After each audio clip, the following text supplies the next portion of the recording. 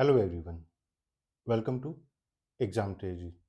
सो आज के इस वीडियो में हम लोग बात करेंगे जेएनयू एमए सोशियोलॉजी के बारे में। जैसा कि आप लोग जानते हैं, जेएनयू में जो एमए सोशियोलॉजी का जो एडमिशन होता है, ये इसके लिए आपको सीयूईटी का एग्ज़ाम देना पड़ता है, कॉमन यूनिवर्सिटी एंट्रेंस टेस्ट। तो इस वीडियो में हम लोग बात कर लेंगे जो जेएनयू की तरफ से जो 3 अलग-अलग कट ऑफ रिलीज़ की गई थी, तो उसी कट ऑफ के बारे में बात कर लेंगे कि कितना-कितना वैरी किया था। और हम लोग कैटेगरी वाइज़ बात करेंगे और सबसे पहले हम लोग सीट्स के बारे में भी बातें करेंगे।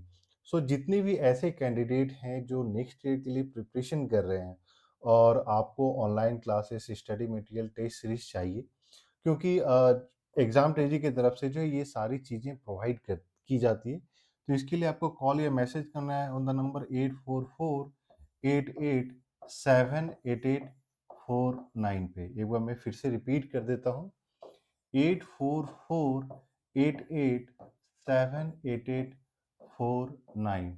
और एग्ज़ाम ट्रेजी की तरफ से जो है online classes, study material, question bank, previous papers, test series, UGC NET paper सब कुछ प्रोवाइड की जाती है कि आपका प्रिपरेशन 100% हो सके। तो आप चाहे इंग्लिश में प्रिपरेशन करना चाह रहे हैं या हिंदी में, आप इस नंबर पे कॉल या व्हाट्सएप मैसेज करके सारा डिटेल्स ले सकते हैं। तो सबसे पहले बात करते हैं जो जेएनयू में ओवरऑल टोटल जो नंबर ऑफ सीट्स है। तो सीट्स की बात करें तो टोटल नंबर ऑफ सीट्स 96 है। और ये इम्पॉर्टेंट है क्योंकि आप जब प्रिपरेशन करना चाह रहे हैं, आप जिस कैटेगरी से बिलोंग करते हैं, तो ये आपको पता होनी चाहिए कि उस कैटेगरी में टोटल कितनी सीट है। तो अगर हम लोग सबसे पहले जनरल कैटेगरी की बात करते हैं, तो जनरल कैटेगरी का टोटल 39 सीट्स हो जा रहा है। ओबीसी की बात करें तो ओबीसी का टोटल 28 सीट्स है। शेड्यूल ट्राइब का, सॉरी, ये जो है आपका शेड्यूल कास्ट होना चाहिए। शेड्यूल ट्राइब का 7 है और शेड्यूल कास्ट का आपका 14 सीट्स है।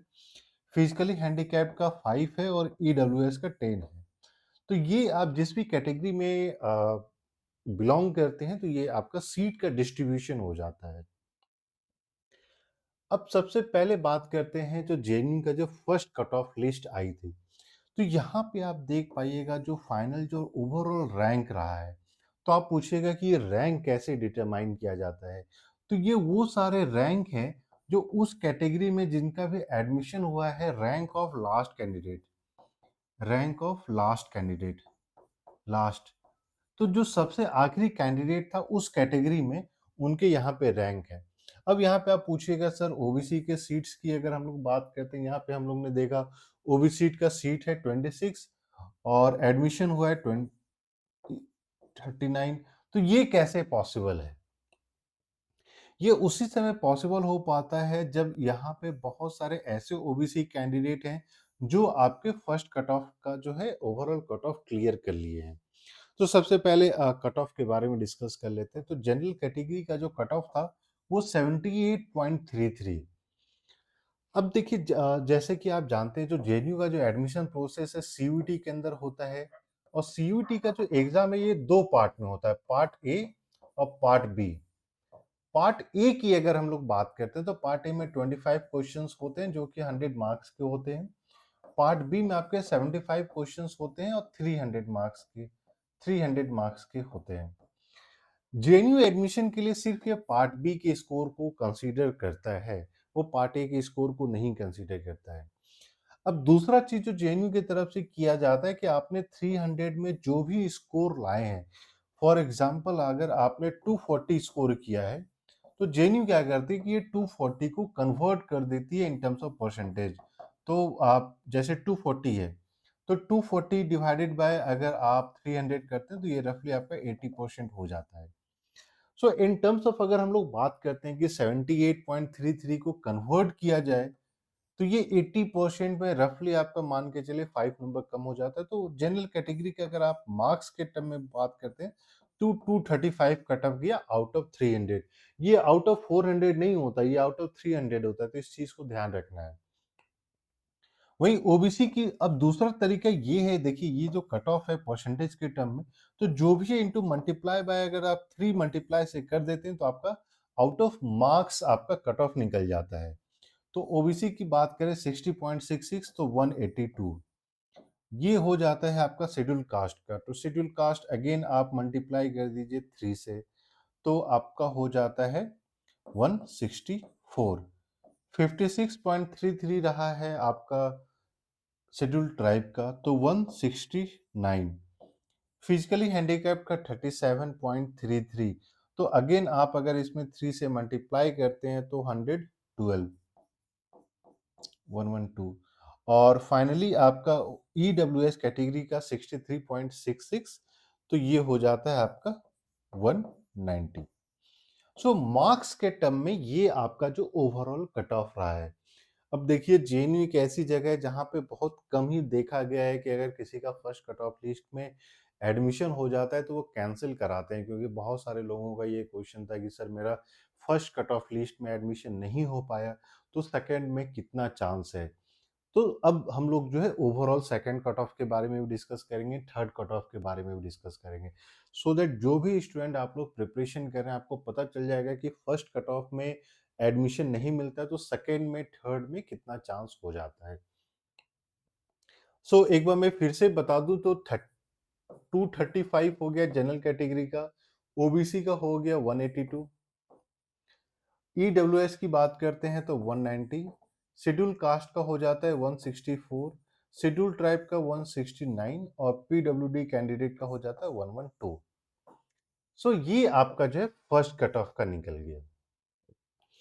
अब एक सेपरेट वीडियो में हम लोग बात करेंगे, क्योंकि देखिए आपके 75 क्वेश्चंस जो पूछे जाते हैं तो बहुत सारे ये भी क्वेश्चंस आते हैं कि सर इन टर्म्स ऑफ हम लोग क्वेश्चंस की बात करें तो कितना क्वेश्चन सही होना चाहिए, क्योंकि यहाँ पे आपके नेगेटिव मार्किंग भी इंक्लूड किया गया है। नेगेटिव मार्किंग के बाद का आपका ये मार्क्स है, ये ऐसा नहीं कि नेगेटिव मार्किंग को हटा के बताया गया है। सो ये है अब आपका सेकेंड कट ऑफ। सबसे पहले ये जो आप ब्लैंक देख रहे हैं इसका मतलब ये हो जाता है कि आपका जो है कट ऑफ रिलीज नहीं किया गया है। अब आप सोचिएगा कि कट ऑफ तो रिलीज नहीं किया गया, मतलब कि इसमें जितने भी स्टूडेंट थे जिनको फर्स्ट कैटेगरी में एडमिशन मिल गया था, फर्स्ट लिस्ट में किसी ने भी कैंसिल नहीं कराया, तो सीट वैकेंट नहीं जाता है। जब सीट वैकेंट नहीं जाता है तो एडमिशन नहीं होता है। यानी सिर्फ 3 कैटेगरीज ऐसी थी जिनको में जो है रिलीज की गई थी। तो सेकंड कट ऑफ में 69.66, 60.66 ओबीसी का और 54। अब यहाँ पे आप जैसा कि देख पाइएगा, अगर हम लोग फर्स्ट के साथ कंपेयर करते हैं तो फर्स्ट में भी 60.66 था, सेकंड में भी 60.66 ही क्यों रहा। तो बहुत बार ऐसा भी होता है कि कुछ कैंडिडेट ऐसे होते हैं जिनका मान लीजिए 182 पे दो तीन स्टूडेंट हैं, तो जब सेम मार्क्स आ जाता है तो वहां पे भी प्रायोरिटाइज किया जाता है कि सबसे फर्स्ट प्रायोरिटी किनको रखना है, सेकंड प्रायोरिटी। तो अगर मान लीजिए अब एक ही बच्चे ने छोड़ दिया, मान लीजिए कोई ऐसा है जो डीयू में एडमिशन ले लिया, तो एक सीट वैकेंट हो जाती है तो सेम ही मार्क्स पे फिर एडमिशन मिल जाता है। तो ये भी देखने वाली बात है। तो अगर आप ओबीसी कैंडिडेट है तो आप देख सकते हैं कि इन टर्म्स ऑफ परसेंटेज तो कम हुआ ही नहीं। अब इसी पे आ जाते हैं थर्ड कट ऑफ। तो थर्ड कट ऑफ अगेन अगर आप देखिएगा तो फर्स्ट कट ऑफ था 182, सेकंड कट ऑफ था 182, थर्ड कट ऑफ हो गया आपका 180। दो मार्क्स कम हुआ, 0.66। अगर हम लोग परसेंटेज में बात करते हैं तो 0.66।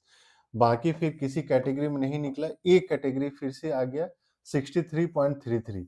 और 63.33 अगर आप देखिएगा तो ये फर्स्ट कट ऑफ भी था। यानी in terms of cut off की बात करते हैं तो वो 190 ही रह गया।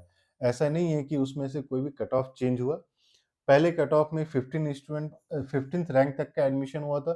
थर्ड कट ऑफ में 17th, मतलब कि यहाँ पे भी वही था कि एक ही मार्क्स पे दो तीन स्टूडेंट रहे होंगे, एक ने किसी ने मान लीजिए डीयू में एडमिशन ले लिया या नहीं लिया, तो एक और को एडमिशन दे दिया गया। ये बहुत ही इम्पोर्टेंट हो जाती है जब भी आप अपना प्रिपरेशन कर रहे हैं कि एडमिशन मिलेगा तो या तो फर्स्ट में ही मिल जाएगा, नहीं तो उसके बाद जो है चांसेस कट ऑफ बहुत ही कम गिरता है। और इनफैक्ट लास्ट ईयर के साथ भी हम लोग कंपेयर करेंगे जो आपका 2022 का कट ऑफ था, तो 2022 का कट ऑफ में तो जनरल कैटेगरी का 92% था। यानी अगर आप इसको मार्क्स में कन्वर्ट करते हैं तो 274 आउट ऑफ 300। और second cut off list, third cut off list में जनरल कैटेगरी के लिए तो आया ही नहीं था। तो एक बार वो भी हम लोग कंपेयर कर लेंगे कि किस तरीके से कैटेगरी वाइज जो है आपके लास्ट ईयर और इस साल में जो है कट ऑफ वेरी रहा है। सो इसीलिए सारे स्टूडेंट के लिए एक ही एडवाइस होती है कि अगर आप प्रिपरेशन कर रहे हैं तो क्या इतना जमकर प्रिपरेशन कीजिए, मैक्सिमम मार्क्स स्कोर कर सकिए, क्योंकि हर एक स्टूडेंट का सवाल यही होता है कि सर कितने तक में एडमिशन मिल जाएगा, क्योंकि कितने तक वाला जो ऑप्शन होता है ना, ये बहुत ही गलत ऑप्शन है, क्योंकि आपके परसेंटेज वेरी करते रहते हैं। इस साल मान लीजिए 240 किसी ने स्कोर किया तो उसको एडमिशन मिल गया। हो सकता है कि नेक्स्ट ईयर 2024 की हम लोग बात करते हैं तो 260 चला जाए कट ऑफ, तो आप 240 स्कोर करके आप खुश हो जाइएगा। सो वो चीज़ नहीं रखना है, जितना ज़्यादा से ज़्यादा, क्योंकि आपको हॉस्टल्स कब मिलेंगे, किसको सबसे पहले मिलता है, ये सारे रैंकिंग पे डिपेंड करता है।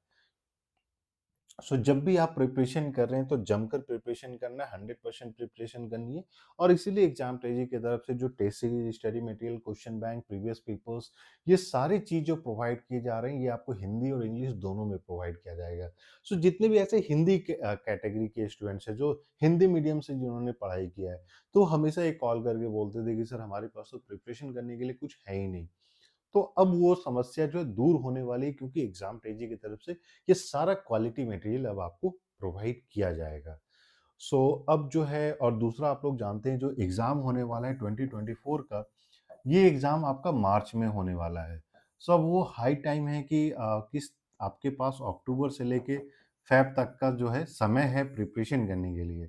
सो अगर आप सीरियस हैं प्रिपरेशन करने के लिए तो फटाफट आपको कॉल या मैसेज करना है 8448878849।